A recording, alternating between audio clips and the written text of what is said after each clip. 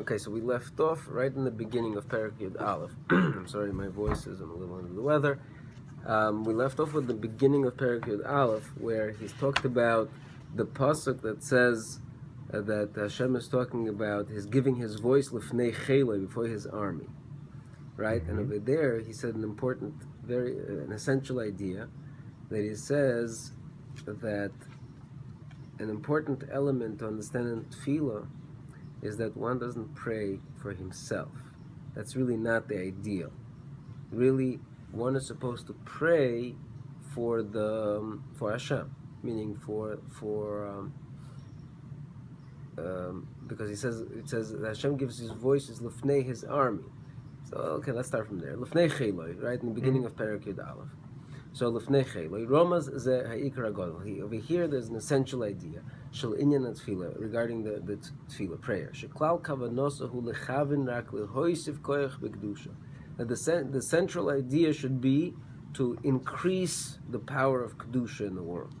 Right? When you're davening for needs, you're not davening really for yourself. You're davening for expression of HaKadosh Baruch Hu in the world. Just like when a person who is from in the army, he forgets about his personal needs. He completely gives over himself to the mission. And then he gives up his nefesh to the will of whoever is the authority, until the honor of the king, right? He is in the army of the king, so he does whatever is needed for the mission of the king. That the keser melucha, the crown of kingship, should be victorious, right? And that medina, that state, should be raised. The king should be elevated. So too, it's very much appropriate for a person who is straight, losum kol kavanosoi v'toiher machshavtoi, to set all of his kavanos and the purity of his thought, but will also in his prayers, rak lehoisef teis koyach b'ha'olomes hakadoshim, that the worlds up above should be enlightened and should become more holy. Right? And to awaken with his voice, here below, Hakoil ha'elyon, the lofty voice that we discussed in the last chapter, that there is a voice coming up in Shemayim parallel to the voice of Tefillah that people raise over here on down below. And through that voice, to bring down the various blessings and different lights to everybody. And to remove the spirit of Tuma in the world, and so that the kingship of Hashem fixes this world, and not for his own personal needs, right? So he's saying that the ideal prayer, that's when we left off last time, the ideal prayer is for the needs of HaKadosh Baruch Hu, to reveal honor of Hashem in the world. You are an army of Hashem, so you want the mission of Hashem to be fulfilled through your prayer. Right? We could see ourselves in the text of the prayer of Rosh Hashanah, that the prayers of Rosh Hashanah are all about, from the beginning to end, rak al kvoid malchusei baruch shmoi, all about the honor of the kingship of Hashem, blessed be his name. That it should be elevated as before, koidem ached, before the sin, odem arishan of odem arishan. V'gam nusach tfilas kol Hashanah, that's Rosh Hashanah, which is obviously Malchus, the whole idea of Rosh Hashanah is Malchus, but really, Rosh Hashanah is the essence of what tefillah is. Like we always spoke about, that Rosh Hashanah is the day of prayer. So nusach tfilas kol Hashanah, sorry.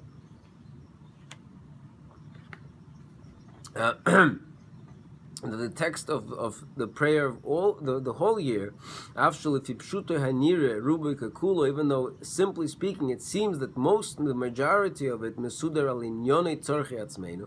are designed to be about our personal needs. However, it's clear that everybody who has understanding, and it has to be internally so, that all of these Anshe Knesset HaGadol, like we mentioned in the previous chapter, that they all got together to compose this prayer. It's don't think that that was the only kavanah that they had. They must have had underlying deeper kavanas within the text. They had other kavanas besides the simple explanation of the words. Like he wrote in the previous chapter. Furthermore, prayers were instituted parallel to the karbonas, which were the tamidim, the korban atomid that was brought daily. It was completely burnt on the altar, because they were completely not for it. We didn't get any benefit from it. The Hachaim didn't eat any parts of it. It was all elevated to Shemayim. Right, so we see that if prayer is the replacement, so to speak, for the karbonos of Tamid, so how come pray? Right, so it can't be that prayers are all for us. There's got to be something there that it's mostly really. It seems like it's for us, but really the idea is mostly for Hashem. And there was no chelik in the karbonos for the hedyot, for the regular person at all. Now, even though we have a halacha in Shas that an individual is allowed. We don't do this now, but the individual is allowed to lechadish, to innovate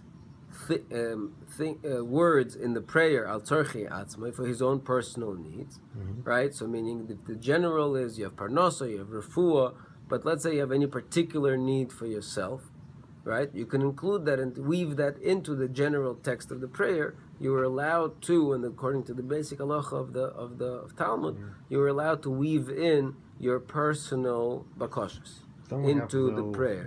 We have certain inserts here in Shema Kaleinu, but for Shlema, we have those specific set inserts. But even besides those inserts, you can weave in, right? Let's say you have, I don't know, you have a personal war happening somewhere. Again, in the olden days, it was not uncommon that I would have my own little army and I could have my own little battle, right?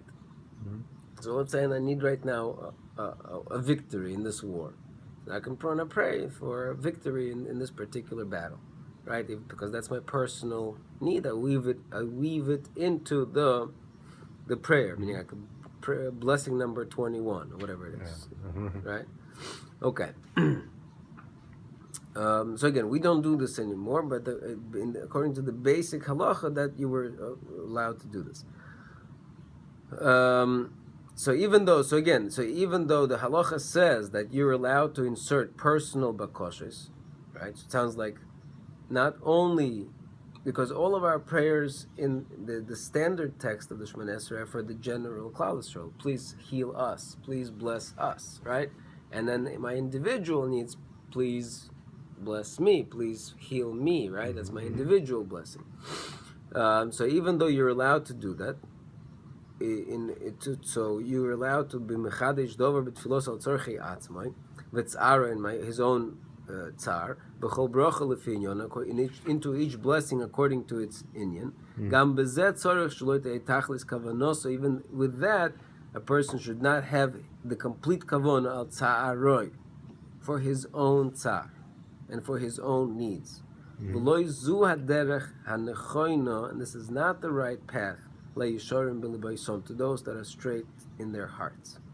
So again, not only on the general level do we have kavana not for our needs but for Hashem needs, but even on an individual level we should have kavana not for our needs, not primarily for our needs, but for Hashem's needs, for Hashem's expression, for Hashem's kingship in this world.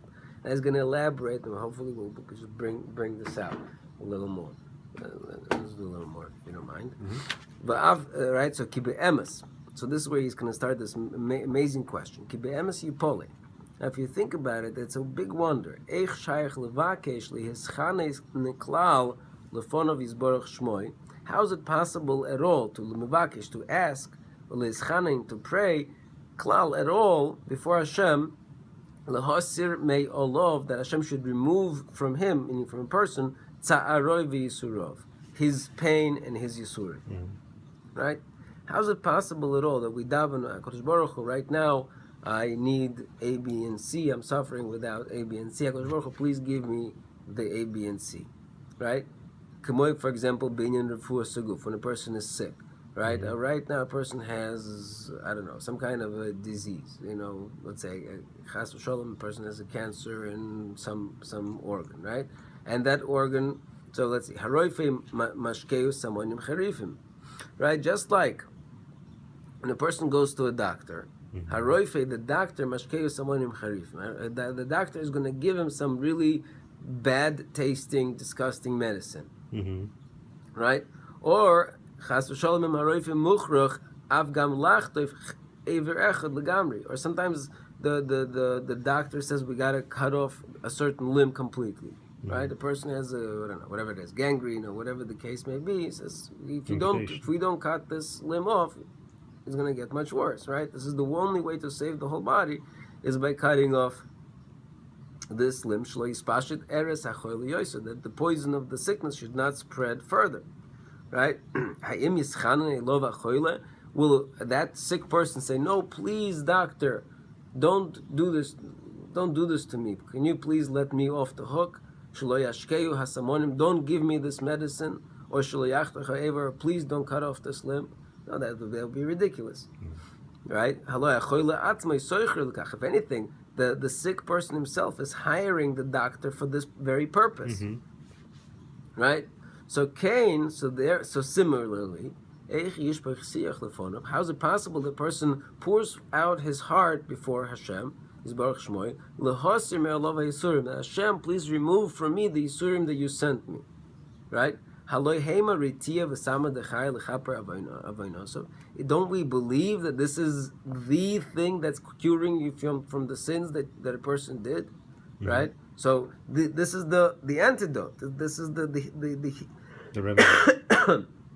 This is the healing process, right? So what are you asking Hashem? Don't give me the healing process. You have a sickness inside of you, which is the chet. This is the sin, right? So the way to get rid of it is through these yisurim, right?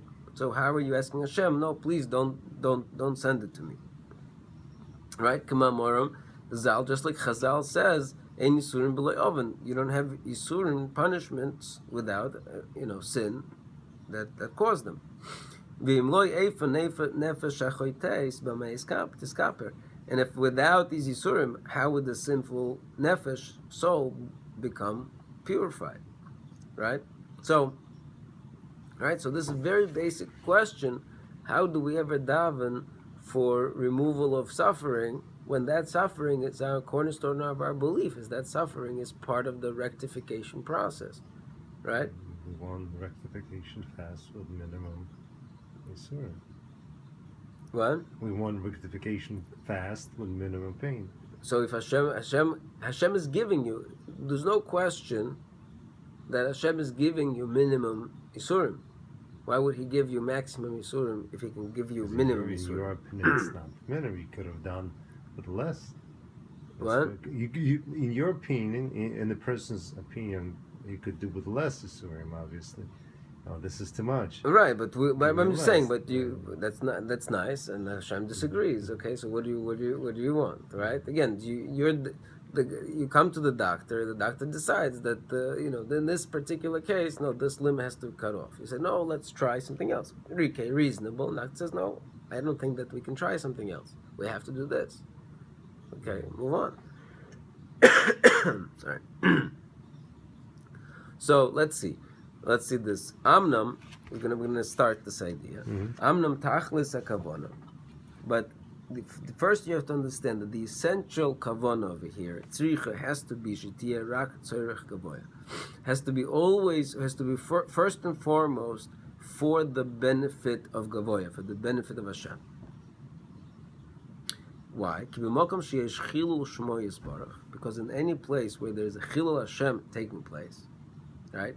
So for first, it's going to talk about on a general level. Let's say Klal Yisrael are in Mitzrayim and they're suffering massive goals, right? So, is this a chilul Hashem? Of course, it's a huge chilul Hashem. The nation of God is being subjugated by some other nation, which is an idol worshipping nation. How is this possible? right? Holocaust. What's going on here? All right, where's God? Right? So there's a Chil Hashem here, right? So your job is first and foremost to feel pain, not for the suffering that you're experiencing, but for the suffering that Hashem is experiencing, because the kavod that should have been brought out is actually just being completely destroyed over here, right? The expression of HaKadosh Baruch Hu's power in this world, where is it? Where is Hashem? Right? Where is Hashem? What's going on here? Right? Ba'omer, when people will say, Am Hashem, Eli, aren't these the nation of Hashem? Right? Behema mukim u'me'unim, but they are hurt and they are afflicted. So of course we are obligated to pour forth our hearts before Hashem on the Chil Hashem that's occurring. And of course we are only concerned about His name and not our situation. So that's on the general level. Right? We understand how that works on the Klal Yisrael level, because we clearly see Klal Yisrael as being the representatives of HaKadosh Baruch Hu in this world. And if they're suffering on a national level, that's a big Chil Hashem. Right? But also an individual on his own individual suffering, even though there's no significant Chil Hashem that's taking place. Okay, this guy is suffering. He's suffering. Yesh Mokam.